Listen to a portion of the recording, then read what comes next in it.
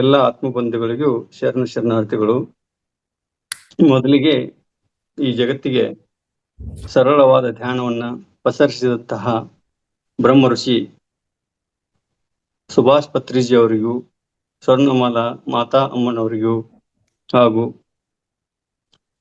ಎಲ್ಲ ಸೂಕ್ಷ್ಮ ರೂಪದಲ್ಲಿ ಇರುವಂತಹ ಪರಮಾತ್ಮ ರೂಪದ ಗುರು ಸ್ವರೂಪಿಯಾದವರು ಎಲ್ಲರಿಗೂ ಅನಂತ ಕೋಟಿ ಶಿರಸಾಷ್ಟಾಂಗ ನಮಸ್ಕಾರಗಳು. ಇಂತಹ ಅದ್ಭುತ ವೇದಿಕೆ ಒದಗಿಸಿಕೊಟ್ಟಂತಹ ರಂಗನಾಥ್ ಗುರೂಜಿ ಹಾಗೂ ಕಿರಿಯ ಮಾಸ್ಟರ್ಗಳು ಎಲ್ಲರಿಗೂ ಶರಣಾರ್ಥಿಗಳು. ಈ ಶರೀರಕ್ಕೆ ಜನ್ಮ ನೀಡಿದ ತಂದೆ ತಾಯಿಗಳಿಗೂ ಹಾಗೂ ಹಿರಿಯ ಎಲ್ಲ ದೈವಿ ಸಂಬೋಧರಿಗೂ ಶಿರಸಾಷ್ಟಾಂಗ ನಮಸ್ಕಾರಗಳು. ಇವತ್ತು ನನಗೆ ಅಷ್ಟಾಂಗ ಯೋಗ ಒಂದು ಟಾಪಿಕ್ ನೀಡಿದ್ದಾರೆ. ಅದ್ರ ಬಗ್ಗೆ ನನಗೆ ತಿಳಿದಷ್ಟು ಅದು ಆ ಗುರುಗಳಿಂದ ಪಡೆದಂತಹ ಜ್ಞಾನವನ್ನ ನಾವು ಇವತ್ತು ತಮ್ಮೊಂದಿಗೆ ಹಂಚುವಂತಹ ಒಂದು ಸಂದರ್ಭ ಆ ಒಂದು ಮಹಾವತಾರ್ ಫೌಂಡೇಶನ್ ನೀಡಿದ್ದು ಸಾರ್ಥಕತೆ. ನಾನು ಆಕ್ಚುಲಿ BMTCಯಲ್ಲಿ PRO ಸೆಕ್ಷನ್ದಲ್ಲಿ ಸಹಾಯಕನಾಗಿ ಕೆಲಸ ನಿರ್ವಹಿಸ್ತಾ ಇದ್ದೀನಿ.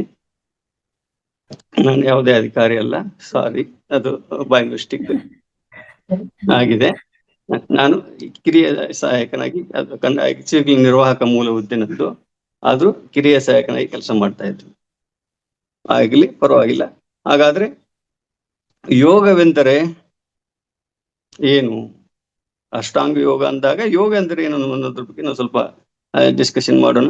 ನಮ್ಮ ಚೇತನ ಅಥವಾ ಅಸ್ತಿತ್ವದ ಬೋಧೆ, ನಮ್ಮೊಳಗಿರುವ ಶಕ್ತಿಗಳನ್ನ ವಿಕಸಿತಗೊಳಿಸಿ ಪರಮ ಚೈತನ್ಯ ಆತ್ಮನೊಂದಿಗೆ ಸಾಕ್ಷಾತ್ಕಾರ ಹಾಗೂ ಪೂರ್ಣ ಆನಂದದ ಪ್ರಾಪ್ತಿ. ಈ ಯೌಗಿಕ ಪ್ರಕ್ರಿಯೆಯಲ್ಲಿ ವಿವಿಧ ಪ್ರಕಾರದ ಕ್ರಿಯೆಗಳ ವಿಧಾನವನ್ನ ನಮ್ಮ ಋಷಿಮುನಿಗಳು ನಮ್ಗೆ ನೀಡಿದ್ದಾರೆ. ಇಲ್ಲಿ ನಾವು ಮುಖ್ಯವಾಗಿ ಅಷ್ಟಾಂಗ ಯೋಗದ ಅಂತರ್ಗತವಾಗಿ ವರ್ಣಿತವಾಗಿರುವ ಆಸನ ಪ್ರಾಣಾಯಾಮಗಳ ವ್ಯಾಖ್ಯಾನವನ್ನ ನಾವು ಮಾಡ್ತಾ ಹೋಗ್ತೇವೆ. ಯಮ, ನಿಯಮ, ಆಸನ, ಪ್ರಾಣಾಯಾಮ, ಪ್ರತ್ಯಾಹಾರ, ಧಾರಣ, ಧ್ಯಾನ ಮತ್ತು ಸಮಾಧಿ, ಈ ಎಲ್ಲ ಕ್ರಿಯೆಗಳಿಂದ ನಮ್ಮ ಸುಪ್ತ ಚೇತನ ಶಕ್ತಿಯು ಏನಾಗುತ್ತೆ? ವಿಕಾಸವಾಗುತ್ತೆ. ನಮ್ಮಲ್ಲಿರುವಂತಹ ಒಂದು ಶಕ್ತಿ ಇದೆ ಅಂತ ನಮ್ಗೆ ಈಗಾಗಲೇ ರಂಗನಾಥ್ ಗುರೂಜಿ ಅವರ ಅದ್ರ ಬಗ್ಗೆ ನಮಗೆ ಹೇಳಿದ್ದಾರೆ. ಸೂಕ್ತ ತಂತುಗಳ ಪುನಶ್ಚೇತನ ಆಗುತ್ತೆ. ಇವುಗಳನ್ನೆಲ್ಲ ನಾವು ಪಾಲನೆ ಮಾಡೋದ್ರಿಂದ ಸೂಕ್ತ ತಂತುಗಳ ಪುನಶ್ಚೇತನ ಆಗುತ್ತೆ. ಅದರಿಂದ ಉಂಟಾಗುವ ಹೊಸ ತಂತುಗಳ ಅಂದ್ರೆ ಹೊಸ ಕೋಶಗಳು ನಮ್ಮ ಈ ಶರೀರದಲ್ಲಿ ಉತ್ಪಾದನೆ ಆಗ್ತವೆ, ನಿರ್ಮಾಣವಾಗುತ್ತವೆ. ನಮ್ಮ ದೇಹದಲ್ಲಿ ಈ ಕ್ರಿಯೆಯನ್ನ, ಈ ನಿಯಮಗಳನ್ನ ಅನುಸರಿಸೋದ್ರಿಂದ ನಡೀತಾ ಹೋಗುತ್ತದೆ. ಈ ಯೌಗಿಕ ಕ್ರಿಯೆಗಳನ್ನು ಮಾಡುವುದರಿಂದ ಶರೀರ ವಿಜ್ಞಾನದ ಪ್ರಕಾರ ಶರೀರದ ಆಕುಂಚನ ವಿಕಸನವಾಗುವುದರಿಂದ ಅದರ ಶಕ್ತಿಯು ವರ್ಧಿಸಲ್ಪಡುವುದು ಹಾಗೂ ರೋಗಗಳ ನಿವಾರಣೆ ಆಗುತ್ತಾ ಬರುತ್ತವೆ. ನಾವು ಈಗ ಮಹಾವತಾರ್ ಫೌಂಡೇಶನ್ ದಿಂದ ಈ ಪಾಲನೆಗಳನ್ನು ಮಾಡ್ತಾ ಇದ್ದೇವೆ. ನಾವು ಅದರ ಅನುಭವವನ್ನು ಈಗಾಗಲೇ ಪಡಿತಾ ಇದ್ದೇವೆ. ನಿಯಮಬದ್ಧವಾಗಿ ನಿರಂತರವಾಗಿ ಯೋಗಾಸನಗಳನ್ನು ಅಳವಡಿಸಿಕೊಳ್ಳುವುದರಿಂದ ಪಚನ ಕ್ರಿಯೆಗೆ ಸಂಬಂಧಿಸಿದ ಅಂಗಗಳು ಪೂರ್ಣವಾಗಿ ಆರೋಗ್ಯ ಪಡೆಯುತ್ತವೆ. ಇಡೀ ಶರೀರದ ಸ್ವಸ್ಥ ಹಗರು ಅಥವಾ ಲವಲವಿಕೆಯಿಂದ ಕೂಡಿರುತ್ತದೆ. ಕೊಬ್ಬು ಕರಗಿ ಶರೀರವು ಹಗರವು, ಸ್ವಸ್ಥವು, ಸದೃಢವು, ಸುಂದರವೂ ಆಗುತ್ತದೆ. ಈ ಸ್ಥೂಲ ಶರೀರದೊಂದಿಗೆ ಯೋಗವು ಸೂಕ್ಷ್ಮ ಶರೀರ ಹಾಗೂ ಮನಸ್ಸಿಗೂ ಅನಿವಾರ್ಯ ಆಗಿದೆ. ಆದ್ದರಿಂದ ಯೋಗದಿಂದ ಇಂದ್ರಿಯ ಹಾಗೂ ಮನಸ್ಸಿನ ನಿಗ್ರಹವು ಸಾಧ್ಯವಾಗುತ್ತದೆ. ಯಮ ನೇಮಾದಿ ಅಷ್ಟಾಂಗ ಯೋಗದ ಅಭ್ಯಾಸದಿಂದ ಸಾಧಕನು ಅಸತ್ತ ವಿದ್ಯೆಯ ತಮಸ್ಸಿನಿಂದ ದೂರವಾಗಿ ತನ್ನ ದಿವ್ಯ ಸ್ವರೂಪದ ಜ್ಯೋತಿರ್ಮಯ, ಆನಂದಮಯ, ಶಾಂತಿಮಯ ಪರಮ ಚೈತನ್ಯ ಹಾಗೂ ಆತ್ಮ ಹಾಗೂ ಪರಮಾತ್ಮನ ವರೆಗೆ ತಲುಪಲು ನಾವು ಸಮರ್ಥನಾಗುತ್ತೇವೆ. ಹಂತ ಹಂತವಾಗಿ ಇವುಗಳನ್ನೆಲ್ಲ ಅಳವಡಿಸಿಕೊಳ್ಳೋದ್ರಿಂದ ನಾವೆಲ್ಲರೂ ಈಗಾಗಲೇ ಅದರಲ್ಲಿ ಪಾಲನೆ ಮಾಡ್ತಾ ಇದ್ದೀವಿ. ಈ ಮಹಾವತಾರ್ ಫೌಂಡೇಶನ್ ಅಡಿಯಲ್ಲಿ ಸಜ್ಜನ ಸಾಂಗತ್ಯ ಮೂಲಕ ಸೇರಿರುವ ನಾವೆಲ್ಲರೂ ಯೋಗ ಪಥದ ಅವಲಂಬಿಗಳಾಗಿ ಶಾರೀರಿಕ, ಮಾನಸಿಕ, ಬೌದ್ಧಿಕ ಹಾಗೂ ಆಧ್ಯಾತ್ಮಿಕ ಉನ್ನತಿಯನ್ನ ಹೊಂದುತ್ತಾ ನಮ್ಮ ಜೀವನದ ಲಕ್ಷ್ಯವಾದ ಪರಮಾತ್ಮನ ಸಾಕ್ಷಾತ್ಕಾರದ ಪೂರ್ಣಾನಂದ ಅನುಭೂತಿಯನ್ನ ಪಡೆಯಬಲ್ಲವರಾಗಿ ಬಿಡುತ್ತಿದ್ದೇವೆ. ಆಗುತ್ತಾ ಆ ಒಂದು ಹಂತದಲ್ಲಿ ನಾವು ಮುಂದುವರಿಯುತ್ತಿದ್ದೇವೆ. ವಿಶ್ವದ ಪ್ರತಿಯೊಬ್ಬ ಮನುಷ್ಯನು ಮಹರ್ಷಿ ಪತಂಜಲಿ ಹಾಗೂ ಬುದ್ಧನ ಅಷ್ಟಾಂಗ ಮಾರ್ಗಗಳನ್ನ ಏನಾದರೂ ನಾವು ಪರಿಪಾಲನೆ ಮಾಡುತ್ತಾ ಬಂದಲ್ಲಿ ಈ ಜಗತ್ತು ಶಾಂತಿಯ ನೆಲೆಬೀಡಾಗುತ್ತದೆ. ಅಷ್ಟಾಂಗ ಯೋಗದ ಮಾರ್ಗ ಪಾಲನೆಯಿಂದ ವೈಯಕ್ತಿಕ, ಸಾಮಾಜಿಕ ಸಮರಸತೆ, ಶಾರೀರಿಕ ಸ್ವಾಸ್ಥ್ಯ, ಬೌದ್ಧಿಕ ಜಾಗೃತಿ, ಮಾನಸಿಕ ಶಾಂತಿ ಹಾಗೂ ಆಧ್ಯಾತ್ಮಿಕ ಆನಂದದ ಅನುಭೂತಿ ಆಗಬಲ್ಲದು. ಈಗ ನಾವೆಲ್ಲರೂ ಸಂಕ್ಷಿಪ್ತವಾಗಿ ಅಷ್ಟಾಂಗ ಯೋಗದ ವಿವಿಧ ಬಗೆಗಳನ್ನ ತಿಳಿಯೋಣ. ಯಮ ಅಂದರೆ, ಅದರಲ್ಲಿ ಮೊದಲನೇ ಪಾರ್ಟು ಯಮ ಅಂದರೆ ಯಾವುದರ ಅನುಷ್ಠಾನದಿಂದ ಇಂದ್ರಿಯ ಹಾಗೂ ಮನಸ್ಸನ್ನು ಹಿಂಸಾದಿ ಅಶುಭ ಭಾವಗಳಿಂದ ತೊಲಗಿಸಿ ಆತ್ಮ ಕೇಂದ್ರಿತವನ್ನಾಗಿ ಮಾಡಲಾಗುತ್ತದೆಯೋ ಅದನ್ನ ನಾವು ಯಮ ಎನ್ನುತ್ತೇವೆ. ಅಂದರೆ ಅದರಲ್ಲಿ ಯಮದಲ್ಲಿ ಮತ್ತೆ ನಾವು ಏನ್ ಮಾಡ್ತೇವೆ, ಇಲ್ಲಿ ಯಮ ನಿಯಮದ ಪರಿಗಣನೆಯನ್ನ ಮಹರ್ಷಿ ಪತಂಜಲಿಯವರು ಹೀಗೆ ಪ್ರತ್ಯೇಕಿಸುತ್ತಾ ಹೋಗ್ತಾರೆ. ಅದರಲ್ಲಿ ಮತ್ತೆ ಒಂದು 5 ಭಾಗಗಳನ್ನು ಹೇಳ್ತಾ ಹೋಗ್ತಾರೆ. ಅಹಿಂಸೆ. ಅಹಿಂಸೆ ಯಾವುದೇ ಪ್ರಾಣಿಗೆ ಅಥವಾ ಮನುಷ್ಯರಿಗೆ ಅಥವಾ ಜೀವ ಜಂತುಗಳಿಗೆ ಮನಸ್ಸ, ವಚನ, ಕರ್ಮಗಳಿಂದ ಕಷ್ಟ ಕೊಡದಿರುವುದು. ಮನಸ್ಸಿನಲ್ಲಿ ಇವು ಯಾರ ಅಹಿತವನ್ನು, ಕೆಡಕನ್ನು ಯೋಚಿಸದಿರುವುದು. ಯಾರನ್ನು ಕಟುವಾದ ಶಬ್ದಗಳಿಂದ ನಿಂದಿಸದೆ ಇರುವುದು. ಕರ್ಮದಿಂದ ಯಾವುದೇ ಪ್ರಾಣಿಗೂ ಹಿಂಸೆ ನೀಡದಿರುವುದು. ಅದು ಅಹಿಂಸೆ ಎನಿಸುತ್ತದೆ ಎಂದು ಮಹರ್ಷಿ ವ್ಯಾಸರು ಕೂಡ ಹೇಳಿದ್ದಾರೆ. ಈಗ ಅದರಲ್ಲಿ ಮತ್ತೆ 2ನೇ ಪಾಠ ಸತ್ಯ. ಯಾವುದನ್ನು ಹೇಗೆ ನೋಡಲಾಗಿದೆಯೋ, ಆಲಿಸಲಾಗಿದೆಯೋ, ತಿಳಿಯಲಾಗಿದೆಯೋ ಹಾಗೆಯೇ ಶುದ್ಧ ಭಾವ ಮನಸ್ಸಿನಲ್ಲಿ ಇದ್ದಲ್ಲಿ ಅದೇ ವಾಣಿಯಲ್ಲಿ ಹಾಗೂ ಅದಕ್ಕೆ ಅನುರೂಪವಾಗಿ ಕಾರ್ಯನಡದಲ್ಲಿ ಅದನ್ನು ಸತ್ಯವೆನ್ನುತ್ತಾರೆ. ಅಂದ್ರೆ ನಿಜ ಕಂಡದ್ದನ್ನು ನಾವು ಸತ್ಯವಾಗಿ ನುಡಿಯುವುದು. ಇದರಿಂದ ಯಾವುದೇ ದುಃಖವಾಗುವಂತಹ ನುಡಿಯನ್ನ ಆಡಬಾರದು, ಬೇರೆದವರ ಮನಸ್ಸನ್ನು ನಿಲ್ಲಿಸಬಾರದು. ನಾವು ಮಾತನಾಡುವ ನುಡಿಗಳು ಯಾರಿಗೂ ಹಾನಿ ಉಂಟು ಮಾಡಬಾರದು, ಜೀವಾತ್ಮರಿಗೆ ಹಿತವನ್ನುಂಟು ಮಾಡುವ ನುಡಿಯನ್ನೇ ನುಡಿಯಬೇಕು ಎಂದು ವ್ಯಾಸರು ನಮಗೆ ಈ ಸಂಬಂಧವಾಗಿ ತಿಳಿಸಿದ್ದಾರೆ. ಅದರಲ್ಲಿ 3ನೇ ಪಾರ್ಟು ಆಸ್ತೇಯ. ಆಸ್ತೇಯ ಎಂದರೆ ಕಳ್ಳತನ ಮಾಡದಿರುವುದು, ಇತರರ ವಸ್ತುಗಳನ್ನ ಕೇಳದೆಯೇ ತೆಗೆದುಕೊಳ್ಳುವುದು ಅಥವಾ ಶಾಸ್ತ್ರ ವಿರುದ್ಧ ರೀತಿಯಲ್ಲಿ ವಸ್ತುಗಳನ್ನು ಸ್ವೀಕರಿಸುವುದು ಆಸ್ತೇಯ ಎನಿಸುತ್ತದೆ. ಇತರರ ವಸ್ತುಗಳನ್ನು ಪಡೆಯಲು ಮನಸ್ಸಿನಲ್ಲಿ ಲಾಲಸೆ ಉಂಟಾದರೂ ಅದು ಕಳ್ಳತನವೇ. ಆದ್ದರಿಂದ ಯೋಗಿಗಳಾದವರು ಕಳ್ಳತನ ಮಾಡುವುದಾಗಲಿ ಮಾಡಿಸುವುದಾಗಲಿ ಮಾಡಬಾರದು. ಭಗವಂತನಿಂದ ಕೊಡಲ್ಪಟ್ಟಂತಹ ಪೂರ್ಣ ಏನ್ ದೇವರು ನಮಗೆ ನೀಡಿರ್ತಾನೋ ಅದನ್ನ ಪೂರ್ಣ ಸಂತುಷ್ಟರಾಗಬೇಕು. ಅದರಿಂದನೇ ನಾವು ಸಂತುಷ್ಟರಾಗಬೇಕು, ಅದರಲ್ಲಿಯೇ ಆನಂದ ಪಡೆಯಬೇಕು ಎಂದು ಮಹರ್ಷಿ ಪತಂಜಲಿಯವರು ನಮಗೆ ತಿಳಿಸಿರುವರು. ಅದೇ ರೀತಿ ಅದರಲ್ಲಿ 4ನೇ ಪಾಠ ಬ್ರಹ್ಮಚರ್ಯ. ಕಾಮವಾಸನೆಯನ್ನು ಉತ್ತೇಜಿತಗೊಳಿಸುವ ಆಹಾರ ಪಾನೀಯಗಳನ್ನ ಅಥವಾ ದೃಶ್ಯ, ಶ್ರವ್ಯ ಹಾಗೂ ಶೃಂಗಾರ ಆದಿಗಳನ್ನ ತ್ಯಜಿಸಿ ಸತತವಾಗಿ ವೀರ ರಕ್ಷಣೆ ಮಾಡುತ್ತಾ ಊರ್ಧ್ವ ರೇತನವಾಗುವುದು ಬ್ರಹ್ಮಚರ್ಯ ಎನ್ನಲಾಗುವುದು. ಅದನ್ನ ನಾವು ಸಂರಕ್ಷಣೆ ಮಾಡುತ್ತಾ ಅದನ್ನ ನಾವು ಜ್ಞಾನಕ್ಕಾಗಿ ಬಳಸಿಕೊಳ್ಳಬೇಕು ಅನ್ನೋದನ್ನ ಇಲ್ಲಿ ನಾವು ಸ್ಪಷ್ಟಪಡಿಸ್ತಾ ಹೋಗ್ತಾರೆ. ಇಲ್ಲಿ ನಾವು ಅರ್ಥೈಸಿಕೊಳ್ಳಬೇಕಾದದ್ದು ಕಾಮ, ಕ್ರೋಧ, ಲೋಭ, ಮೋಹ, ಅಹಂಕಾರಗಳ ಭಟ್ಟಿಯಲ್ಲಿ ನಮ್ಮನ್ನು ನಾವು ಸುಟ್ಟುಕೊಳ್ಳಬಾರದು. ಬಟ್ಟಿ ಅಂದ್ರೆ ಅಗ್ನಿ ಅಥವಾ ಅದರಲ್ಲಿ ಸುಟ್ಟುಕೊಳ್ಳಬಾರದು. ನಾವೆಲ್ಲರೂ ಆತ್ಮವಾಗಿದ್ದೇವೆ. ಆದ್ದರಿಂದ ನಮ್ಮ ಸ್ವಾಭಾವಿಕ ಗುಣಗಳು ಹೇಗಿರ್ಬೇಕಂದ್ರೆ ಮೈತ್ರಿ, ಕರುಣೆ, ಪ್ರೇಮ, ಸಹಾನುಭೂತಿ, ಸೇವೆ, ಸಮರ್ಪಣೆ, ಪರೋಪಕಾರ, ಆನಂದ, ಶಾಂತಿ ಹಾಗೂ ನಿರ್ವಿಕಾರರಾಗಿರಬೇಕು. ಇಲ್ಲಿ ಬ್ರಹ್ಮಚರ್ಯವೆಂದರೆ ನಮ್ಮನ್ನು ನಾವು ಗುರುತಿಸುವುದು, ಅಂತ ಅರಿತುಕೊಳ್ಳುವುದು, ಭಗವಂತನ ಸ್ಥಾನದಲ್ಲಿರುವ ಯೂನಿವರ್ಸ್ ನೀಡುವಂತಹ ಶಕ್ತಿಗಳನ್ನು ಅರಿತುಕೊಳ್ಳುವುದು.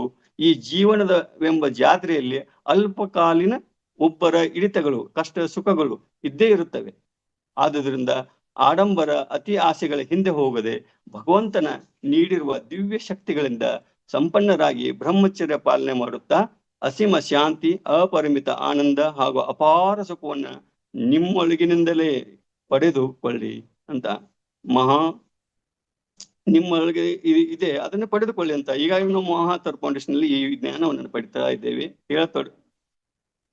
ಹೇಳಿಕೊಡುವ ಹಲವು ಪಥದ ಮಾರ್ಗಗಳನ್ನು ನಾವು ಅಳವಡಿಸಿಕೊಂಡು ಮಹಾತರ್ ಫೌಂಡೇಶನ್ ನಲ್ಲಿ ಬರುವಂತಹ ಹಲವು ಪಥಗಳ ಮಾರ್ಗಗಳನ್ನು ಅಳವಡಿಸಿಕೊಂಡು ನಮ್ಮೊಳಗೆ ವಿರಾಜಮಾನವಾಗಿರುವಂತಹ ಸಚ್ಚಿದಾನಂದ ಸ್ವರೂಪ ಪರಮಾತ್ಮನನ್ನ ಅರಿಯುವುದೇ ಜೀವನದ ಸತ್ಯವಾಗಿದೆ. ಇದು ಜೀವನದ ಲಕ್ಷ್ಯದ ಉದ್ದೇಶವಾಗಿದೆ. ಹಾಗಾದ್ರೆ ಅದರಲ್ಲಿ 5ನೇ ಪಾಠ ಯಾವ್ದು ಬರ್ತದೆ? ಅಪರಿಗ್ರಹ.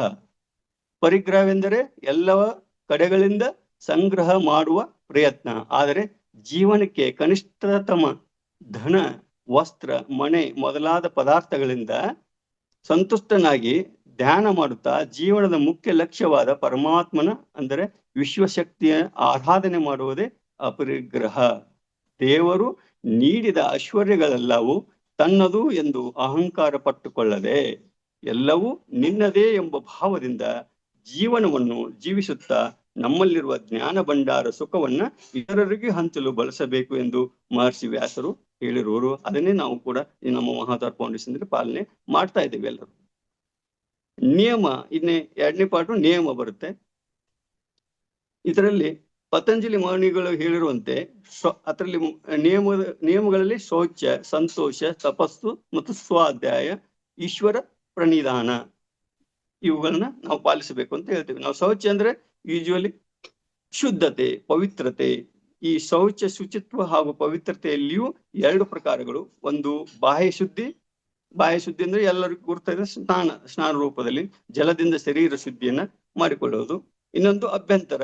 ಅಭ್ಯಂತರ ಎಂದರೆ ನಿತ್ಯಾಚರಣೆಯಿಂದ ಮನಶುದ್ಧಿ, ವಿದ್ಯೆ ಮತ್ತು ಧ್ಯಾನ ಮಾಡುವುದರಿಂದ ಆತ್ಮನ ಶುದ್ಧಿ ಹಾಗೂ ಜ್ಞಾನದಿಂದ ಬುದ್ಧಿಯ ಶುದ್ಧಿಯನ್ನ ಮಾಡಿಕೊಳ್ಳುವುದು. ಆ ಪ್ರಕ್ರಿಯೆಯನ್ನು ನಾವು ಈಗಾಗಲೇ ಅಳವಡಿಸ್ಕೊಂಡಿದ್ದೇವೆ. ನಾವು ಮಹಾವತಾರ್ ಫೌಂಡೇಶನ್ ಅಳವಡಿಸ್ಕೊಂಡಿದ್ದೇವೆ. ನಾವೆಲ್ಲರೂ ಪ್ರತಿನಿತ್ಯ ಪತ್ರಿಜಿ ಅವರು ಈ ಜಗತ್ತಿಗೆ ನೀಡಿರುವ ಧ್ಯಾನ ಮತ್ತು ಜ್ಞಾನದ ಮೂಲಕ ದಿನನಿತ್ಯ ಅಂತರಂಗದ ಶುದ್ಧಿ ನಡೆಯುತ್ತಿದೆ. ನಾವೆಲ್ಲರೂ ಮಹಾವತಾರದಡಿ ಸೇರಿರುವುದು ಪುಣ್ಯವಂತರಾಗಿದ್ದೇವೆ ಅಂತ ಈ ಸಂದರ್ಭದಲ್ಲಿ ಸ್ಮರಿಸುತ್ತೇನೆ. ಇನ್ನು ಸಂತೋಷ ಅಂದ್ರೆ ಏನು? ಯಾವ ಪ್ರತಿಫಲ ದೊರಕುವುದೋ ಅದರಿಂದ ಸಂತೃಪ್ತ ಆಗುವುದು. ಅಪ್ರಾಪ್ತವಾದುದರ ಬಗೆಗೆ, ನಮಗೆ ಸಿಗದೇ ಇಲ್ಲದರ ಬಗೆಗೆ ಇಚ್ಛೆಯನ್ನು ನಾವು ವ್ಯಕ್ತಪಡಿಸಬಾರದು. ಪೂರ್ಣ ಪುರುಷಾರ್ಥದಿಂದ ಹಾಗೂ ದೈವ ಕೃಪೆಯಿಂದ ಪ್ರಾಪ್ತವಾಗುವುದನ್ನ ತಿರಸ್ಕರಿಸಬಾರದು. ದೇವರು ಏನು ನಮಗೆ ನೀಡ್ತಾನೆ ಅದನ್ನ ಆನಂದದಿಂದ ಸ್ವೀಕರಿಸಬೇಕು. ಅತಿಯಾದ ಧನದ ಅಥವಾ ವೈಭವದ ವ್ಯಾಕುಲತೆಯನ್ನ ಬಿಡಬೇಕು. ಅತ್ಯಂತ ಅಲೆದಾಡುವ ಮನುಷ್ಯರಿಗೆ ಅಂದ್ರೆ ಎಂದಿಗೂ ಲಭಿಸದು. ಅದರ ವ್ಯಾಕುಲತೆಯಲ್ಲಿ ಚಡಪಡಿಸುವಂತ ಮನುಷ್ಯರಿಗೆ ಅದೆಂದಿಗೂ ಲಭಿಸದು. ಸುಖವಾಗಿರಬೇಕು ಎನ್ನುವವರು, ಸಂತೋಷವಾಗಿರಬೇಕು ಅನ್ನುವವರು ತೃಷ್ಣ ಲಾಲಸೆಗಳ ದುಃಖದ ಮೂಲ, ಅವುಗಳನ್ನ ದುಃಖದ ಮೂಲ ಅಂತ ಅರಿತರೂ ಕೂಡ ಅವುಗಳ ಕಡೆಗೆ ನಾವು ಗಮನವನ್ನ ಕೊಡಬಾರದು. ಆದ್ದರಿಂದ ಯಾವ ಪ್ರತಿಫಲವೂ ಪರಮಾತ್ಮ ಅಥವಾ ಈಶನ ನ್ಯಾಯ ವ್ಯವಸ್ಥೆಗೆ ಅನುಸಾರ ದೊರಕುವುದು ಅದರಲ್ಲಿ ಸಂಪೂರ್ಣ ತೃಪ್ತಿಯಿಂದ ಇರಬೇಕು. ಪರಮಾತ್ಮನು ಸದಾ ನಮ್ಮ ಯೋಗ್ಯತೆ ಹಾಗೂ ಅವಶ್ಯಕತೆಯ ಅನುಸಾರವೇ ನಮಗೆ ರೂಪ, ಯೌವನ, ಧನ, ಸಮೃದ್ಧಿಯನ್ನ, ವೈಭವವನ್ನ ಪ್ರದಾನ ಮಾಡುತ್ತಾನೆ ಅನ್ನೋದನ್ನ ನಾವು ಅರಿತಿರಬೇಕು. ಇನ್ನ 3ನೇ ಪಾಠದಲ್ಲಿ ತಪ ಎಂದರೆ ಮಹರ್ಷಿ ವ್ಯಾಸರ ಪ್ರಕಾರ ದ್ವಂದ್ವ ಸಹನ ಅಂದ್ರೆ ಧ್ಯಾನ ಮಾಡುವಲ್ಲಿ ಏನೆಲ್ಲ ಕಷ್ಟಗಳು ಬರುತ್ತವೆಯೋ, ಬಾಧೆಗಳು, ಪ್ರತಿಕೂಲಗಳು ಉಂಟಾಗುತ್ತವೆಯೋ ಅವೆಲ್ಲವುಗಳನ್ನ ಸಹಜವಾಗಿ ಸ್ವೀಕರಿಸಬೇಕು. ನಮ್ಮ ಲಕ್ಷ್ಯ ಕೇವಲ ಪತ್ರಿಜಿ ಅವರು ಹೇಳಿರುವಂತೆ ಆನಾಪಾನಸತಿ ಧ್ಯಾನದೆಡೆಗೆ ಇರಬೇಕು. ಎಂತಹ ಪ್ರತಿಕೂಲ ಸ್ಥಿತಿಗಳಲ್ಲಿಯೂ ಸಮತ್ವವನ್ನ, ಬ್ಯಾಲೆನ್ಸ್ ಕಾಪಾಡಿಕೊಳ್ಳುವುದೇ ತಪ ಅನ್ನುವುದನ್ನ ನಾವು ಇಲ್ಲಿ ಅರಿಯಬೇಕು. ಇನ್ನು ಸ್ವಾಧ್ಯಾಯ ಅಂತ ನಾವು ಪ್ರತಿದಿನ ನಾವು ಗುರುಗಳಿಂದನೂ ಎಲ್ಲ ಮಾಸ್ಟರ್ಗಳಿಂದ ಪಡಿತಾ ಇದ್ದೇವೆ. ಇಲ್ಲಿ ಮಹರ್ಷಿ ವ್ಯಾಸರು ಹೇಳುತ್ತಾರೆ, ಪ್ರಣವ ಓಂಕಾರದ ಜಪ ಮಾಡುವುದು ಮೋಕ್ಷದತ್ತ ಕೊಂಡೊಯ್ಯುವಂತಹ ವೇದ, ಉಪನಿಷತ್ತು, ಭಗವದ್ಗೀತೆ, ರಾಮಾಯಣ, ಯೋಗ ದರ್ಶನದ ಮೊದಲಾದ ಸತ್ಯಶಾಸ್ತ್ರಗಳ ಇವೆಯೋ ಅವುಗಳ ಶ್ರದ್ಧಾಪೂರ್ವಕ ಅಧ್ಯಯನವನ್ನ ಸ್ವ ಅಧ್ಯಾಯ ಎನ್ನುತ್ತಾರೆ. ಇದೇ ಮಾರ್ಗವನ್ನ ಬ್ರಹ್ಮರ್ಷಿ ಪತ್ರಿಜಿಯವರು ನಮಗೆ ನೀಡಿದ್ದಾರೆ. ಉತ್ತಮ ಗ್ರಂಥಗಳ ಅಧ್ಯಯನದಿಂದ ನಮ್ಮ ವಿಚಾರ ಮತ್ತು ಸಂಸ್ಕಾರಗಳಲ್ಲಿ ಪವಿತ್ರತೆ, ದಿವ್ಯತೆ ಇವೆಲ್ಲವುಗಳ ದೃಢತೆ ಮೂಡಿಸುತ್ತವೆ ಅನ್ನೋದನ್ನು ನಾವು ಈಗಾಗಲೇ ಅರ್ತಿದ್ದೇವೆ. ಆಗ ಜೀವನದಲ್ಲಿ ಸಾತ್ವಿಕತೆ ಕೂಡ ಬರುತ್ತದೆ. ಇಲ್ಲಿ ಸ್ವ ಪ್ಲಸ್ ಅಧ್ಯಯನ ಎಂದರೆ ನಮ್ಮನ್ನು ನಾವು ಅಧ್ಯಯನ ಮಾಡುವುದು, ನಮ್ಮ ಅಸ್ತಿತ್ವದ ಬಗೆಗೆ ಚಿಂತನೆ, ವಿಚಾರ, ನಿಧಿಧ್ಯಾಸನ ಮಾಡುವುದು. ನಾನು ಯಾರು, ನಾನು ಮಾಡಬೇಕಾದ್ದು ಏನಿದೆ, ಇಲ್ಲಿ ನಾನು ಏನು ಮಾಡುತ್ತಿದ್ದೇನೆ, ನನ್ನ ಜೀವನದ ಗುರಿ ಏನು, ನನ್ನನ್ನು ಉತ್ಪನ್ನ ಮಾಡಿದವರು ಯಾರು, ಉತ್ಪನ್ನ ಮಾಡಿದಕ್ಕೆ ನಾನೇನು ಈ ಪ್ರಕೃತಿಗೆ ಮಾಡಬೇಕು, ನಾನೇನು ಕೊಡ್ಬೋದು ಈ ಪ್ರಕೃತಿಗೆ ಎಂದು ವಿವೇಕ ಪೂರ್ವಕವಾಗಿ ವಿಚಾರ ಮಾಡಿದಲ್ಲಿ ಮಹಾವತಾರ್ ಫೌಂಡೇಶನ್ ನಲ್ಲಿ ಹೇಳಿಕೊಡುತ್ತಿರುವ ಮಾರ್ಗವನ್ನ ಪರಿಪಾಲಿಸುತ್ತಾ ಪರಮಾತ್ಮನ ಸಾನ್ನಿಧ್ಯವನ್ನು ಹೊಂದಲು ಸಾಧ್ಯವಾಗುತ್ತದೆ ಅನ್ನೋದು ನಮ್ಮ ಭಾವನೆ. ಈಶ್ವರ 5ನೇ ಪಾಠದಲ್ಲಿ ಈಶ್ವರ ಪ್ರಣಿಧಾನ. ಮಹರ್ಷಿ ವ್ಯಾಸರ ಪ್ರಕಾರ ಆ ಗುರುಗಳಿಗೂ ಗುರುವಾದ ಪರಮ ಗುರು ಪರಮಾತ್ಮನಲ್ಲಿ ನಮ್ಮ ಸಮಸ್ತ ಕರ್ಮಗಳನ್ನ ಅರ್ಪಿಸಿ ಬಿಡುವುದು. ಈ ಜೀವನದ ಸಮಸ್ತ ಶಕ್ತಿಗಳ ಉಪಯೋಗ, ಸಂಪೂರ್ಣ ಪ್ರಯತ್ನ, ಪುರುಷಾರ್ಥವು ಭಗವತ್ ಅರ್ಪಣೆಗಾಗಿಯೇ ಇರಬೇಕು. ಇಂತಹ ಭಕ್ತನ ಮೇಲೆ ಈಶನ ಕೃಪೆ, ವಿಶ್ವದ ಚೈತನ್ಯದ ಕೃಪೆ, ಪ್ರಾಣ ಶಕ್ತಿಯ ಕೃಪೆ, ಈಶ್ವರೀಯ ಅಮೃತ ವರ್ಷದ ಸದಾ ಆಗುತ್ತಾ ಇರುತ್ತದೆ ಅನ್ನೋದನ್ನ ನಾವು ಇಲ್ಲಿ ಅರಿಯಬೇಕು. ಎಲ್ಲವೂ ಅವನಿಂದಲೇ ಪಡೆದ ನಾವು ಅವನನ್ನು ಪಡೆಯಲು ಪ್ರಸನ್ನಗೊಳಿಸಲು ನಾವು ಸದಾ ಆನಂದವಾಗಿರಲು ಅವನಿಗೆ ನಾವು ಅರ್ಪಿಸುತ್ತಿರಬೇಕು. ಸತ್ಕಾರ್ಯಗಳಿಗೆ ಅರ್ಪಿಸುತ್ತಾ ಹೋಗಬೇಕು. ಆ ಕಾರ್ಯಗಳ ಫಲದ ಇಚ್ಛೆಯನ್ನು ಪರಿತ್ಯಾಗ ಮಾಡುವುದರಿಂದ ಸಾಧಕನಿಗೆ ಸಮಾಧಿಯ ಸಿದ್ಧಿಯು ಪ್ರಾಪ್ತಿ ಆಗುತ್ತದೆ, ಸುಗಮವಾಗಿ ಆಗಿಬಿಡುತ್ತದೆ. ಹಾಗಾದ್ರೆ 3ನೇ ಪಾಠಕ್ಕೆ ಹೋಗೋಣ ನಾವೀಗ. ಆಸನ ಅಂದರೆ ಸ್ಥಿರ ಸುಖ ಮಾಸನಂ ಅಂದರೆ ಧ್ಯಾನ ಮಾಡಲು ಪದ್ಮಾಸನ. ಈಗಾಗಲೇ ನಮಗೆ ಯೋಗದಲ್ಲಿ ನಾವು ಪ್ರತಿ ಬೆಳಗ್ಗೆ ನಾವು ಇದ್ರ ಬಗ್ಗೆ ನಮ್ಮ ಎಲ್ಲ ಮಾಸ್ಟರ್ಗಳು ಹೇಳಿಕೊಟ್ಟಿದ್ದಾರೆ. ಆದ್ರೂ ಕೂಡ ನಾವು ಒಂದೊಂದ್ಸಲ ಮನನ ಮಾಡುವುದು ಅಂತ ಒಂದು ಕಾರ್ಯಕ್ಕೆ ನಾವು ಹೋಗ್ತಾ ಇದೀವಿ. ಅಂದ್ರೆ ಧ್ಯಾನ ಮಾಡಲು ಪದ್ಮಾಸನ, ಭದ್ರಾಸನ, ಸಿದ್ಧಾಸನ ಇವುಗಳಲ್ಲಿ ಯಾವುದಾದ್ರೊಂದು ಆಸನದಲ್ಲಿ ಸ್ಥಿರತೆಯಿಂದ ಅಥವಾ ಸುಖ ಪೂರ್ವಕವಾಗಿ ಕುಳಿತುಕೊಳ್ಳುವುದನ್ನ ಆಸನ ಎನ್ನುತ್ತಾರೆ. ಯಾರಿಗೆ ಈ ಆಸನಗಳಲ್ಲಿ ಕುಳಿತುಕೊಳ್ಳಲು ಆಗುವುದಿಲ್ಲವೋ ಅವರು ಕುರ್ಚಿ ಅಥವಾ ಗೋಡೆ ಮೊದಲಾದವುಗಳ ಆಶ್ರಯ ಪಡೆದು ಪ್ರಾಣಾಯಾಮ ಧ್ಯಾನಾದಿ ರೂಪದ ಉಪಾಸನೆಗಾಗಿ ಆಸನದ ಅಭ್ಯಾಸ ಅತಿ ಅಗತ್ಯ. ಯಾವಾಗಲೂ ಧ್ಯಾನ ಮಾಡುವಾಗ ಸಾಧ್ಯವಾದಷ್ಟು ಮೇರುದಂಡವನ್ನ ನೇರವಾಗಿ ಇರಿಸಿಕೊಳ್ಳಬೇಕು ಅಂತ ನಮ್ಮ ರಂಗನಾಥ ಗುರುಜಿಗಳು ಪ್ರತಿ ಬಾರಿಯೂ ಪ್ರತಿ ಸಲವೂ ಹೇಳ್ತಾನೆ ಇರ್ತಾರೆ. ಅದನ್ನ ನಾವು ಎಲ್ಲರೂ ನಾವು ಮರ್ತಿದ್ರು ಅವ್ರು ಹೇಳಿದ ಕೂಡಲೇ ಮತ್ತೆ ನಮ್ಮ ಮೇರುದಂಡ ನೇರವಾಗಿರ್ತದೆ. ಒರಟಾದ ಈಗ ನಾವು ಅದನ್ನ ಧ್ಯಾನಕ್ಕೆ ಕುಂತ್ಕೋಬೇಕಾದ್ರೆ ಒರಟಾದ ದಪ್ಪು ವಸ್ತ್ರ ಅಥವಾ ಕಂಬಳಿ ಇತ್ಯಾದಿ ವಿದ್ಯುತ್ ವಾಹಕವಲ್ಲದಂತಹ ವಸ್ತುಗಳನ್ನು ನಾವು ಕೆಳಗಡೆ ಯೂಸ್ ಮಾಡ್ಬೇಕು ಅಂತ ಹೇಳ್ತೇವೆ ನಾವು ಆಸನಗಳು. ಹಾಗೂ ಆರಾಮದಾಯಕವಾದ ಆಸನವಿರಬೇಕು. ಧ್ಯಾನಕ್ಕಾಗಿ ಏಕಾಂತ ಸ್ಥಾನ, ಶುದ್ಧ ವಾಯು, ನಾನಾ ಸೊಳ್ಳೆಗಳಿಂದ ಮುಕ್ತವಾದಂತಹ ಹಿತಕರವಾದ ವಾತಾವರಣ ಇರುವುದು ಉಪಯುಕ್ತ. ಇಲ್ಲಿ ಯೋಗಾಸನಗಳು ಯೋಗದ ಒಂದು ಅಂಗ ಮಾತ್ರ. ಆದರೆ ಯೋಗಿಯಾಗಲು ಅಹಿಂಸೆ, ಸತ್ಯ, ಆಸ್ತಿಯ ಬ್ರಹ್ಮಚಾರ ಆದಿ ಆಗಿ ಯಮ ನಿಯಮಗಳ ಸಹಿತ ಅಷ್ಟಾಂಗ ಯೋಗದ ಪೂರ್ಣ ಪಾಲನೆ ಮಾಡುತ್ತಾ ದೀರ್ಘಕಾಲದವರೆಗೆ ಶ್ರದ್ಧಾಪೂರ್ವಕ ಸಮಾಧಿಯ ಅಭ್ಯಾಸ ಮಾಡಬೇಕು. ಹೀಗೆ ಆಸನಗಳ ಕುರಿತು ಹಠಯೋಗದಲ್ಲಿ 84 ಪ್ರಕಾರಗಳು ಆಸನಗಳನ್ನ ಹೇಳಲಾಗಿದೆ. ಅವುಗಳನ್ನು ಹಂತ ಹಂತವಾಗಿ ಮುಂದಿನ ದಿನಗಳಲ್ಲಿ ವಿದ್ವಾಂಸರಿಂದ ನಾವು ತಿಳಿದುಕೊಳ್ಳೋಣ. ನೆಕ್ಸ್ಟ್ ಪ್ರಾಣಾಯಾಮ, 4ನೇ ಪಾರ್ಟ್ ಪ್ರಾಣಾಯಾಮ. ಆಸನ ಸಿದ್ಧಿಯಾದ ಮೇಲೆ ಶ್ವಾಸ ಪ್ರಶ್ವಾಸದ ಅಂದ್ರೆ ಆನಾಪಾನ ಸತಿ ಧ್ಯಾನ ಯಥಾಶಕ್ತಿ ನಿಯಂತ್ರಿಸುವುದು ಪ್ರಾಣಾಯಾಮ ಎನಿಸುತ್ತದೆ. ಯೋಗ ದರ್ಶನದ ಅನುಸಾರ ಪ್ರಾಣಾಯಾಮದಲ್ಲಿ 4 ಪ್ರಕಾರಗಳು: ಬಾಹ್ಯ ವೃತ್ತಿ, ಅಭ್ಯಂತರ ವೃತ್ತಿ ಮತ್ತು ಸ್ತಂಭ ವೃತ್ತಿ. ಬಾಹ್ಯಾಂತರ ವಿಷಯ ಆಕ್ಷೇಪಿ ಇವುಗಳನ್ನೆಲ್ಲ ನಾವು ಈಗಾಗಲೇ ಬೆಳಗಿನ ಜಾವದಲ್ಲಿ ಮಾಡುವಂತ ಯೋಗಾಸನದಲ್ಲಿ ನಮಗೆ ಮೇಡಮ್ ಅವರು ಕೂಡ ಅದನ್ನು ಅವಾಗ ಹೇಳ್ಕೊಟ್ಟಿದ್ದಾರೆ. ನೆಕ್ಸ್ಟ್ ಹೋಗೋದ ಪ್ರತ್ಯಾಹಾರಕ್ಕೆ ಹೋಗೋಣ ನಾವು. ಇಲ್ಲಿ ಸಾಧಕನು ವಿವೇಕ ವೈರಾಗ್ಯಗಳಿಂದ ತನ್ನ ಮನಸ್ಸಿನ ಮೇಲೆ ನಿಯಂತ್ರಣ ಸಾಧಿಸಿದಾಗ ಇಂದ್ರಿಯ ಜಯ ತಾನೇ ತಾನಾಗಿ ಬಿಡುತ್ತದೆ. ಯಾಕಂದ್ರೆ ಮನಸ್ಸೇ ಇಂದ್ರಿಯಗಳ ಚಾಲಕ. ಈ ಮನೋಜಯ ಅಥವಾ ವಿಷಯಗಳಿಂದ ವಿಮುಖರಾಗಿ ಇಂದ್ರಿಯ ಹಾಗೂ ಮನಸ್ಸನ್ನು ಅಂತರ್ಮುಖಿಯಾಗಿಸುವುದೇ ಪ್ರತ್ಯಾಹಾರ. ಆದ್ದರಿಂದ ಸಾಧಕನು ದುಃಖದ ಅತ್ಯಂತ ನಿವೃತ್ತಿಗಾಗಿ ಈಶ್ವರ ಪ್ರಾಪ್ತಿಗೆಂದೇ ಪೂರ್ಣ ಪುರುಷಾರ್ಥ ಮಾಡುತ್ತಾನೆ. ನೆಕ್ಸ್ಟ್ 6ನೇ ಪಾರ್ಟ್ ಧಾರಣ.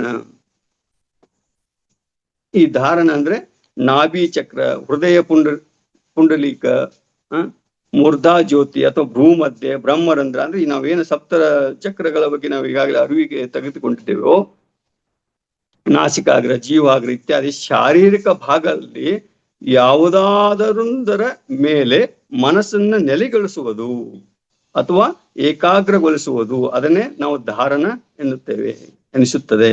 ಪ್ರತ್ಯಾಹಾರದ ಮೂಲಕ ಇಂದ್ರಿಯ ಹಾಗೂ ಮನಸ್ಸು ಅಂತರ್ಮುಖವಾಗತೊಡಗಿದಾಗ ಅವುಗಳನ್ನು ಯಾವುದಾದರೊಂದರ ಮೇಲೆ ವೃತ್ತಿ ಮಾತ್ರದಿಂದ ಸ್ಥಿರಗೊಳಿಸುವುದನ್ನೇ ಧಾರಣ ಎನ್ನುತ್ತಾರೆ. ಈ ರೀತಿ ಮನಸ್ಸನ್ನು ಒಂದು ಪ್ರಕಾರದಿಂದ ಸ್ಥೂಲ ವಿಷಯದಿಂದ ತೊಲಗಿಸಿ ಸೂಕ್ಷ್ಮ ಲಕ್ಷ್ಯ ಆತ್ಮ ಪರಮಾತ್ಮ ಮೊದಲಾದದರ ಮೇಲೆ ಕೇಂದ್ರೀಕೃತಗೊಳಿಸುವುದನ್ನ ಧಾರಣ ಎನ್ನುತ್ತಾರೆ. ಧಾರಣ ಧ್ಯಾನದ ಅಡಿಪಾಯ. ಧಾರಣ ಆಧಾರ ಅಭ್ಯಾಸ ಎಷ್ಟಕ್ಕೂ ನಾವು ಪರಿಪಕ್ವವಾಗುತ್ತಾ ಹೋಗುತ್ತದೆಯೋ, ಅದರ ಮೇಲೆ ನಾವು ಎಷ್ಟು ಕಾನ್ಸಂಟ್ರೇಷನ್ ಮಾಡ್ತಾ ಹೋಗ್ತೇವೋ, ಧ್ಯಾನವೂ ಕೂಡ ಸಾಧಕನಿಗೂ ಸಾಧಿತವಾಗತೊಡಗುತ್ತಾ ಹೋಗುತ್ತದೆ. ನೆಕ್ಸ್ಟ್ 7ನೇದು ಲಾಸ್ಟ್ ಕೊನೆ ಪಾಠ ಅಲ್ಲ, 8ನೇ ಪಾಠದ ಇನ್ನು 7ನೇದು ಧ್ಯಾನ. ಧ್ಯಾನದ ಮೂಲಕ ಸಾಧಿಸಿದವರು ನಾಭಿ ಚಕ್ರ, ಭ್ರೂಮಧ್ಯ ಚಕ್ರ ಅಥವಾ ಹೃದಯ ಚಕ್ರದ ಮೊದಲಾದವುಗಳಲ್ಲಿ ಧ್ಯೇಯ ರೂಪಿ ಪರಮಾತ್ಮನಲ್ಲಿ ಪ್ರತ್ಯಯ ಏಕಾತನಾತೆಯ ಜ್ಞಾನದ ಸದೃಶ್ಯ ಪ್ರವಾಹ, ಅಂದ್ರೆ ಒಂದು ರೀತಿಯ ಹರಿವು. ನಿಮಗೆ ಬ್ರಹ್ಮರಂಧ್ರದ ಮೂಲಕ ಬರುವಂತಹ ಒಂದು ಅನುಭವ ನಿಮಗೆ ಧ್ಯಾನದಲ್ಲಿ ಎಲ್ಲರಿಗೂ ಗುರುತಿದೆ. ಅದು ಬರುವಂತಹ ಆ ಒಂದು ವೈಬ್ರೇಷನ್ಸ್. ನದಿಯು ಸಮುದ್ರವನ್ನು ಸೇರಿದಾಗ ಅದು ಸಮುದ್ರದೊಂದಿಗೆ ಸಮರಸವಾಗಿ ಬಿಡುತ್ತದೆ, ಸದೃಶ್ಯ ಪ್ರವಾಹವಾಗಿ ಬಿಡುತ್ತದೆ. ಅದೇ ರೀತಿ ಜ್ಞಾನದ ಕಾಲದಲ್ಲಿ ಸಚ್ಚಿದಾನಂದ ಪರಮೇಶ್ವರನಿಗಿಂತ ಬೇರೆ ವಿಷಯದ ಸ್ಮರಣೆ ಮಾಡಬಾರದು. ಅದೇ ಆನಾಪಾನ ಸತಿ ಧ್ಯಾನ ನಮಗೆ ಗುರುಗಳೇನಿದ್ದಾರೆ ಅದ್ರ ಕಡೆ ಜ್ಞಾನ ಕೊಡುತ್ತಾ ಅದೇ ಅಂತರ್ಯಾಮಿ ಆಗಿ ಪರಮಾತ್ಮನ ಆನಂದಮಯ ಜ್ಯೋತಿರ್ಮಯ ಹಾಗೂ ಶಾಂತಿಮಯ ಸ್ವರೂಪದಲ್ಲಿ ಮಗ್ನನಾಗುವುದು, ಲೀನವಾಗುವುದೇ ಧ್ಯಾನ. ಅದುವೇ ಆನಾಪಾನ ಸತಿ ಧ್ಯಾನ. ಬ್ರಹ್ಮ ಋಷಿ ಪತ್ರಿಜಿ ಅವರು ಈ ಜಗತ್ತಿಗೆ ಸರಳ ಧ್ಯಾನವನ್ನು ನಮಗೆ ನೀಡಿದ್ದಾರೆ. ಧ್ಯಾನವಿಲ್ಲದೆ ಜೀವನ ಅಪೂರ್ಣ. ಜ್ಞಾನವಿಲ್ಲದೆ ನಾವು ಯಾವುದೇ ಭೌತಿಕ ಹಾಗೂ ಆಧ್ಯಾತ್ಮಿಕ ಲಕ್ಷ್ಯದಲ್ಲಿ ಸಫಲ ಆಗಲಾರೆವು. ಧ್ಯಾನದಿಂದಲೇ ನಾವು ಸದಾ ಆನಂದಮಯ ಶಾಂತಿಮಯ ಜೀವನವನ್ನ ಸಾಗಿಸಬಲ್ಲೆವು. ನೆಕ್ಸ್ಟ್ ಕೊನೆಯ ಪಾರ್ಟ್ ಸಮಾಧಿ. ಧ್ಯಾನವೇ ಕೇವಲ ಅರ್ಥದೇಯ, ಅಂದರೆ ಈಶ್ವರ ಸ್ವರೂಪ ಅಥವಾ ಸ್ವಭಾವವನ್ನ ಪ್ರಕಾಶಿತಗೊಳಿಸುವ ತನ್ನ ಸ್ವರೂಪದಿಂದ ಶೂನ್ಯದಂತೆ ಯಾವಾಗ ಆಗಿಬಿಡುತ್ತದೆಯೋ ಆಗ ಅದನ್ನು ಸಮಾಧಿ ಎನ್ನುತ್ತಾರೆ. ಆನಂದಮಯ ಜ್ಯೋತಿರ್ಮಯ ಹಾಗೂ ಶಾಂತಿಮಯ ಪರಮಾತ್ಮನ ಧ್ಯಾನ ಮಾಡುತ್ತಾ ಸಾಧಕನು ಓಂಕಾರ ಬ್ರಹ್ಮ ಪರಮೇಶ್ವರನಲ್ಲಿ ತನ್ಮಯನಾಗುತ್ತಾನೆ. ತಾನು ಮರೆತು ಬಿಡುತ್ತಾನೆ. ಪರಮಾತ್ಮನ ದಿವ್ಯ ಆನಂದವನ್ನು ಅನುಭವಿಸುತ್ತಾನೆ. ಇದುವೇ ಸ್ವರೂಪ ಶೂನ್ಯತೆ. ಅಥವಾ ಮೃತ್ಯುಂಜಯ ಮಹಾಯೋಗಿ ಮಹರ್ಷಿ ದಯಾನಂದ ಸರಸ್ವತಿ ಸ್ವಾಮಿಗಳು ಹೇಳುವಂತೆ ಧ್ಯಾನ ಹಾಗೂ ಸಮಾಧಿಗಳಲ್ಲಿ ಇರುವ ಭೇದವೆಂದರೆ, ಧ್ಯಾನದಲ್ಲಿ ಧ್ಯಾನ ಮಾಡುವವನು ಯಾವ ಮನದಿಂದ ಯಾವ ವಸ್ತುವಿನಿಂದ ಧ್ಯಾನ ಮಾಡುತ್ತಾನೆಯೋ ಆ ಮೂರೂ ಇರುತ್ತವೆ. ಆದರೆ ಸಮಾಧಿಯಲ್ಲಿ ಕೇವಲ ಪರಮಾತ್ಮನ ಆನಂದಮಯ ಶಾಂತಿಮಯ ಜ್ಯೋತಿರ್ಮಯ ಸ್ವರೂಪದ ದಿವ್ಯ ಜ್ಞಾನ ಆತ್ಮದಲ್ಲಿ ತಲ್ಲೀನನಾಗಿರುತ್ತಾನೆ. ಇಲ್ಲಿ ಮೂರರ ಭೇದವಿರುವುದಿಲ್ಲ, ಅಂದ್ರೆ ಏಕಾತ್ಮ ಮಾತ್ರ ಇರುತ್ತದೆ. ಯಾವ ರೀತಿ ಅಗ್ನಿಯ ನಡುವೆ ಕಬ್ಬಿಣವನ್ನು ಇರಿಸಿದಾಗ ಅದು ಅಗ್ನಿ ರೂಪವಾಗುವಂತೆ ನಮಗೆ ಕೆಂಪು ಕಾಣುತ್ತೇವೆ. ಯಾವುದೇ ಕಬ್ಬಿಣವನ್ನು ಕಾಯಿಸಿದಾಗ ಅದು ಕೆಂಪು ಕಾಣುತ್ತೇವೋ, ಪರಮೇಶ್ವರನು ದಿವ್ಯ ಜ್ಞಾನದಲ್ಲಿ ಆತ್ಮವು ಪ್ರಕಾಶಮಯವಾಗಿ ತನ್ನ ಶರೀರ ಇತ್ಯಾದಿಗಳನ್ನು ಮರೆತವನಂತೆ ತನ್ನನ್ನು ತಾನು ಈಶನ ಪ್ರಕಾಶ ಸ್ವರೂಪ ಆನಂದ ಹಾಗೂ ಪೂರ್ಣ ಜ್ಞಾನದಲ್ಲಿ ಪರಿಪೂರ್ಣಗೊಳಿಸಿಕೊಳ್ಳುವುದನ್ನ ಸಮಾಧಿ ಎನ್ನುತ್ತಾರೆ. ಇಲ್ಲಿವರೆಗೂ ಈ ಒಂದು ಅಲ್ಪ ಜ್ಞಾನದಲ್ಲಿ ಎಷ್ಟು ಸಿಕ್ಕಿದೆಯೋ ಅಷ್ಟು ಸಂಗ್ರಹಿಸಿದಂತಹ ಈ ಅಲ್ಪ ಜ್ಞಾನವನ್ನು ತಮಗೆ ಹೇಳುವಲ್ಲಿ ಅವಕಾಶ ಮಾಡಿಕೊಟ್ಟಂತಹ ಮಹಾವತಾರ ಫೌಂಡೇಶನ್ಗೆ ನಾನು ಅನಂತ ಧನ್ಯವಾದಗಳನ್ನು ಅರ್ಪಿಸುತ್ತೇನೆ. ಎಲ್ಲ ಆತ್ಮ ಬಂಧುಗಳಿಗೂ ಮಾಸ್ಟರ್ಗಳಿಗೂ ಅನಂತ ಧನ್ಯವಾದಗಳನ್ನು ಅರ್ಪಿಸುತ್ತೇನೆ. ಈ ಸದಾ ಅವಕಾಶ ನೀಡಿದಂತಹ ಎಲ್ಲರಿಗೂ ತಮಗೆ ಶಿರಸಾಷ್ಟಾಂಗ ನಮಸ್ಕಾರಗಳು.